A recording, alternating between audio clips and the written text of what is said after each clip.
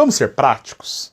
Você realmente acha que a Igreja Católica Apostólica Romana, aquela que queimou Bíblias na tentativa de que ninguém a conhecesse, que matou intérpretes e tradutores para que o povo não perdesse a dependência dos padres e da igreja, adulterou esse documento?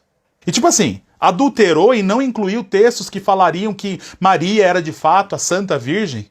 Textos sobre Jesus cultuando Maria, um outro santo?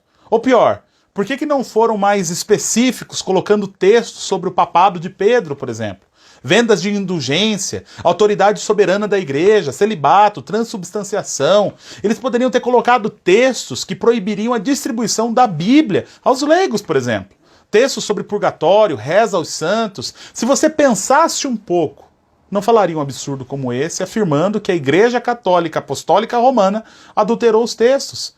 Eles precisam se desdobrar para ensinar as mentiras e as heresias hoje. Você acha mesmo que se eles tivessem tido a oportunidade de adulterar alguma coisa, eles não teriam feito? Claro que teriam, mas não dava, porque eles não existiam quando o Novo Testamento foi escrito.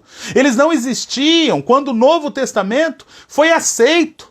Eles não existiam quando o Novo Testamento foi compilado.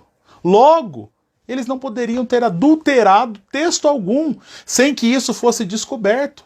Agora, como disse, eles fizeram coisa pior. Eles tentaram destruir a Bíblia para que as pessoas comuns não tivessem acesso às verdades contidas na palavra de Deus.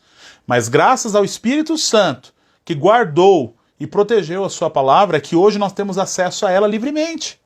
Ah, Thiago, mas os pais da igreja...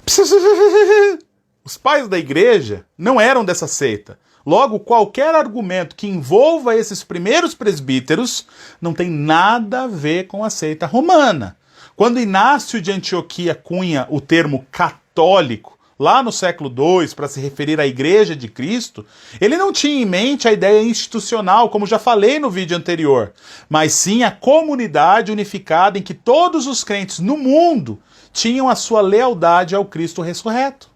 Inácio era o presbítero da igreja de Antioquia, uma das 5 maiores igrejas que compunham o cristianismo antes do grande cisma de 1054, em que a Igreja Católica Apostólica Romana segue separada da Igreja Católica Apostólica Ortodoxa, por divergências teológicas. Inácio, um devoto discípulo de Paulo e até de João, se depara com grupos gnósticos que tentavam enfiar goela abaixo as suas heresias. Heresias essas que João, Paulo e até Tiago descrevem lá nas suas cartas.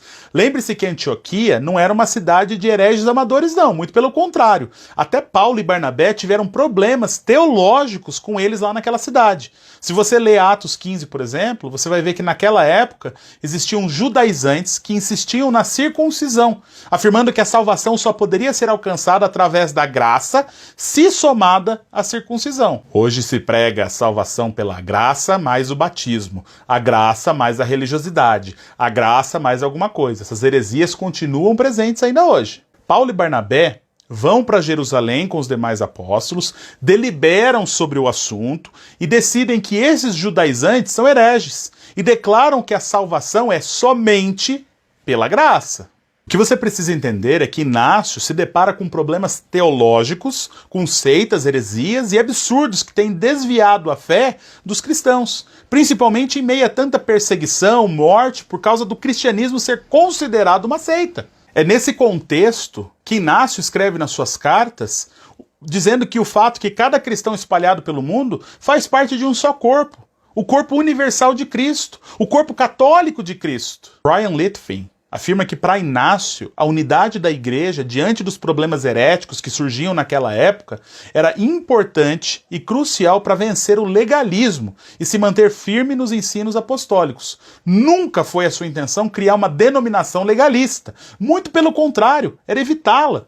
Assim sendo, podemos declarar categoricamente que não, os pais da igreja não eram católicos no sentido denominacional, antes eram membros da igreja de Cristo que se manifesta nas formas locais e universais. Então fuja desse argumento de que a Bíblia é um documento católico apostólico romano, no sentido denominacional, porque não é. A Bíblia é um documento inspirado por Deus, sendo ela a infalível e inerrante palavra de Deus, entregues a nós para nos guiar em nossos caminhos. Uai, seu app de vídeos curtos.